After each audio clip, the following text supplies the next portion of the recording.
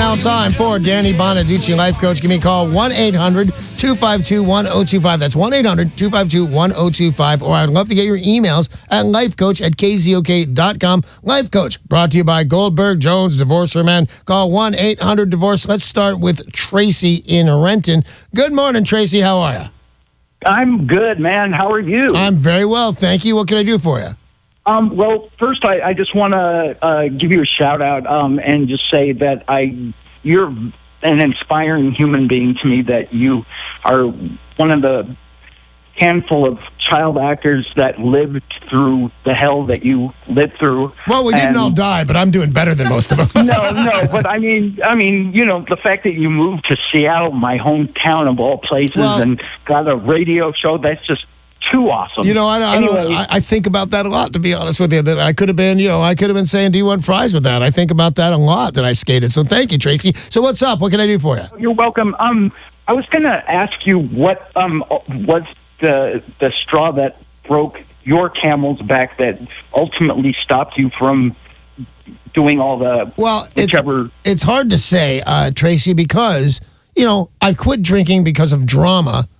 I'm going to go more than 100 times over the year. This wife isn't the first wife to ever say, if you drink anymore and that ever happens again, I'm leaving you. My last wife wasn't the only wife to say that to me. So what you do is you take a handful of arrests and bad press and embarrassment and wives threatening to leave you, and then some wives absolutely leaving you and taking most of your dough with you, and then the new wife, and you feel like a big idiot because you promised this wife, I'll never do any of that stuff, and then you're passing out in the car and you don't know where you are and how you got home and you're wet.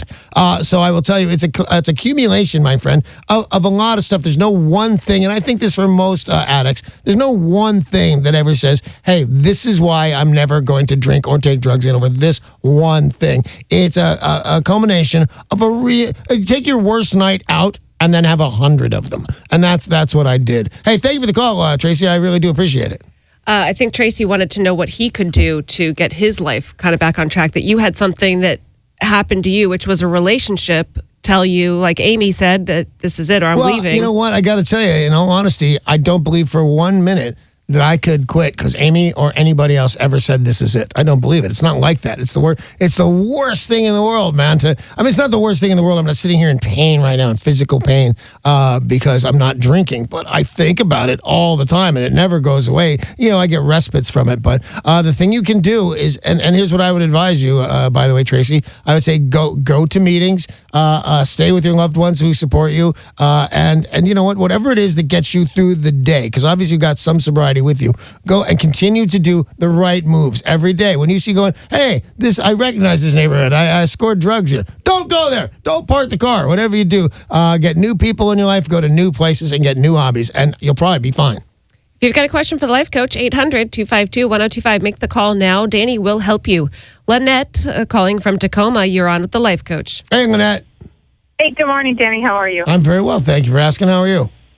Not too bad, thank you. So what can I do for you? So here's my question. I need to know how men think. My fiance and I, or boyfriend now, whatever you want to call him, are both in recovery. He has 15 years sobriety. I have 5. Right. And we've made this commitment to purchase a home and rent together, but now he's just decided that he wants the friendship relationship, but he doesn't want the intimate part. He wants to be a part of my life, but he doesn't want to be in the committed part. Well, in a way, he's lying to you. That's not exactly what he wants. He wants, if he could do this better, and he'll get it if you give him this, what he wants is to have the world. He wants you around being best pals in the relationship we have had, and I want to have sex with as many people as I want. That's what he wants. Were you aware of that's what he wanted? I became aware of it about a couple weeks ago when he said that. Oh, well, see, I'm not even being a detective here. He's telling you. I don't think it's fair, and I don't think it's right, and I think it will be, I think it'll be punishment for you. That if you're around him and you're thinking, did you ever think that this guy was the love of your life? Coming out of a very abusive 30-year relationship, yes. I've never been treated better by anyone in my life than I've been treated by him. He goes to the same church I go to. We're both in recovery. He's very kind, caring. I know he loves me deeply because I see it in his eyes, the way he holds me, the way he touches me, the way he takes care of me. But he just says he can't do the committed part. Well, what did he do when he was your fiance? Was he committed then? Here's what I think happened. I think there's either one specific girl that has come into the picture and he thinks, I have a shot at her and I want my shot at her. Or there's a couple of girls, maybe at church, believe it or not. I met some fine women at church. But I think there are women on his horizon and he thinks that he can have everything. So the question is, what do you want? Do you want to be his friend? And by the way, the sex is not over. If he's going to have you around and having sexual relations with other people, why would he not continue to have sex with you if you give it up? I think you should stay with him as long as he makes you feel good while looking for another guy. But this guy is not the right guy. This guy's going to bring you down. He's going to hurt your feelings, and he's going to make you cry. He was once the love of your life. Now he's with another girl in your house, in your town, in your church. No, this guy, and like I said, don't make yourself lonely. Find another companion if that's what you want. But this guy is not the right guy for you, and I absolutely 100% say move on, Lynette. And thank you very much for the call. I appreciate it. Good luck. And if you have a problem and would like to help with the life coach, you still have time to call 800-252-1025. The email is available to you 24/7. It is lifecoach@KZOK.com. And remember, when you call or write, you can change your name if you would like to. David in Seattle has sent an email to the life coach. I'm in an awkward situation. I've been invited to a wedding this summer, and unless I win the lottery in the meantime, I can't afford to go. It's on the other side of the country, so the flight, the lodging, not to mention a gift, are out of my price range. But I find this embarrassing. How do I decline the invitation while still saving face? You don't. Everybody knows how tough times are right now. I mean, you can lie. And by the way, I've spent most of my life not caring about lying. That's fine with me. You want to lie. We talked about this on the show before. When I was in high school, I killed my grandparents off every semester because that's why I was late for school. That's why I couldn't get the test. And, my grandparents just died. I couldn't possibly be here. So if you want to put somebody in the hospital, if you want to say, my dog, my cat, my friend's neighbor, somebody's real sick and I can't go, I'm so sorry. I'm not going to consider you a bad guy at all. If you think it's going to embarrass you to say I can afford it, I personally find your friends rude. If they're good enough friends of you to invite you to their wedding, the most important day of their lives, then they know you. Then they know you can't afford the flight, the lodging, the thing, and the gift. I think they're out of line to even invite you. They should send you a card saying, I wish you could be here, man. If you find a way, come on down. But you know what? Here's the day. Think of us on that very special day. That's what they should have done. So in my personal opinion, your friends are rude. But if you don't want to come off as a liar, literally come up with anything, man. My people love animals. Your dog got hit by a car. I can't possibly come. Rover got hit by a Land Rover. What are the odds of that? Rover got hit by a Rover. I can't come to your wedding. I'm fine with that. If you want to make up an excuse so you can save face, I just say you don't need to save face. They kind of know you can't afford it, and I think it was rude of them to ask. Good luck to you. Let's put you on now with Carolyn calling from Renton. Carolyn, you're on with Danny Bonaduce, life coach. Hi. So my question is, I got married almost a year ago, and he had a past with a drug history, and it had been a while. When we met, he swore to me that part of his life was over. But recently, real recent, he had admitted to me, and I knew that he had been doing drugs. What kind of drugs? Meth. Huge, dirty, ugly drug. I don't like it at all. All right. So what is your question for me? Well, I had said in the beginning that I would leave if he ever did that, and I'm really torn. I guess I'm wondering, is this I think it's gonna be something that he's gonna struggle with. Whether he does it all the time or if he relapses once in a while, I don't know, but I don't want to, I'm too old for this. I don't want to spend 5 years trying to fix somebody at his age.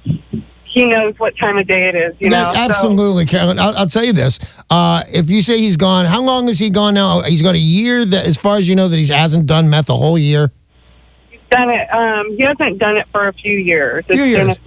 And then he did it. He did it recently. Then, yes. All right. You wanna give him one more time? But here's the trick with these one more times: you actually have to go. You have to full on go. You didn't see it for years. Your marriage seemed okay. You talk very highly of him. But the thing is with you, if I'm leaving, if you ever do it, you got to go. I'm going to give you one more chance. And if he does it, you got to go. And especially, not that there's any great drugs to be addicted to, but meth is so dirty and it comes along with really nasty people because wherever your husband is going, he's going there with people that do meth. I'm going to say to paint a really bad picture for you. And I don't mean this for fun. It's probably not happening, but, it's in the ballpark. He's going to some clubhouse somewhere where there's a couple of motorcycles, people who also take take meth and maybe a gun or 3. You hate everything about meth. And if you want to give them, I will give you, because I just came into this relationship, I'll give you, all right, honey, one more time and I'm gone. Because you didn't tell me anything about people coming over in the middle of the night or anything like that. If you want to give him one more try, go ahead. But the trick on this,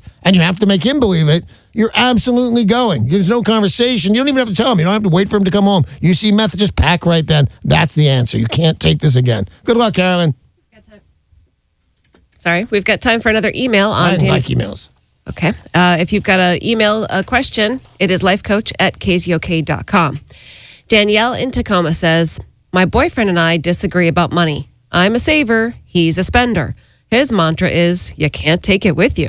He thinks nothing of springing for fancy dinners and traveling when he doesn't have the cash and then just running up credit card debt. He's an idiot. I wouldn't say that I'm frugal, but I definitely believe in putting away a percentage of my income for a rainy day or the zombie apocalypse. Do you think we can reconcile this difference for the long term, or are we just two different types of people who won't be able to agree? Well, I will tell you this, and I'll give it a quiz to my friend Sarah. Do you know the number one thing for divorce with people? What they fight about? Money. Money. It's the number one thing you're going to... So this is not you're not, oh my God, what is happening? We fight about money. Everybody fights about money. And you know what? As long as he can be corralled, that you can't take it with you. It's not the worst thing at all, but I don't know how old you are. I've recently started saying that because Amy's is kind of tight with a dollar. I'm 55. I've made some money in my life. Let's spend some of it. But I know how my retirement's going to go. That's the thing. A lot of these commercials about retirement are just great. How much money do you have in your wallet right now? You can write it down on this little tiny domino and flip over the big dominoes. That's a great commercial. The orange money, also great. As long as you're watching what they call, I think it's the orange money, but you put enough away for retirement, because retirement, your life's going to suck if you forgot and mismanaged money along the way. But as long as you keep putting away enough and you realize, I'm going to have that money in 2025 or whatever it is where you're really going to need it. You two can argue about this all day long. It's not the end of the world, but the person who should win the fight is you. You should save. Guaranteed, you should save for a rainy day. So if you tell your husband that, Danny Bonaduce said we should save for a rainy day, and he'll snap right into line because he loves me. We've got time for another caller on Danny Bonaduce, the life coach. Here's Mike in Enumclaw. Hey, Mike. Hey, how's it going, guy? It's going well. What's up? Living the dream, I guess. Yeah. So, anyways, I called this summer. The guy who lost his leg in Enumclaw and everything. I took my wife to a court the other day, and because she's holding my kids from me and stuff, she's not letting me communicate with them and all that stuff. And I have another baby's mom who's doing the exact same thing. So I'm trying to figure out I really don't want to take her to court, but I had to take my first one to court. I don't really want to take the second one, but trying to think of the best way to go about doing this. Are these all ex-wives you're talking about? The first one and the second one? The first one is I'm still married to her, and the second one just was a fiance. Okay. All right. So your question is how to get your kids back? Yeah. Just how do I talk to these silly females and get so I can? Well, you probably don't say that. Well, you're just a silly female. You probably don't say that because chicks, no matter how mad they are at you and how crazy they are, they think that they have a point. Same thing with guys. When somebody's arguing with you, he thinks he's got a point. They don't have to have a point, but they say one. So you might want to hold back on calling them silly chicks or silly females or whatever it was, because they believe that they're in the right. When it comes to, Mike, do they have your kids across the state line? Where are they? So 3 of them are in Yakima, and one of them's in Oregon. Oh, man, why don't you stop breeding for a couple of minutes? That's my goal. Hey, I lost my leg 10 months ago. I'm not going to have no more babies. I'm good with that now. Well, I failed biology, but I think you can still have babies with only one leg. Matter of fact, I think, and I'm not suggesting you do this, you can have no legs and get chicks pregnant. Confidence thing is going about that. I don't we talked about it this summer. You and I talked about that. I remember, and I think there's a lot of women out there that find the fact that you only have one leg kind of interesting. I'm not kidding. They're like, how'd you get that? Was it a motorcycle accident? Were you shot in the war? I think they find it interesting. So don't put yourself down too much that women don't want you because you only have one leg. That's silly. In the meantime, your kids are scattered around the country. I think you're going to have a fairly hard time proving that you have the best place for them. If they're the best place for them, you'd kind of be with them. I think there is no other choice, and I am loath to to say this. You need to call a lawyer right now. We got one, 1-800-DIVORCE. You can call Rick Jones. But you need, at this point, with your kids scattered all over this country and with different babies' mamas, you need to call a lawyer right now. If it's expensive, how much do you want your kids back? But there's a reason that they do this for a living. You need to call a family lawyer, Mike. You made kind of a mess and you don't want to live in it. You want it cleaned up, call a lawyer. Hey, that's all the time we have right now for Danny Bonaduce, Life Coach. Thank you very much for your phone calls. Really interesting. And your emails. Life Coach brought to you by Goldberg Jones. Divorce for Men. Call 1-800-DIVORCE.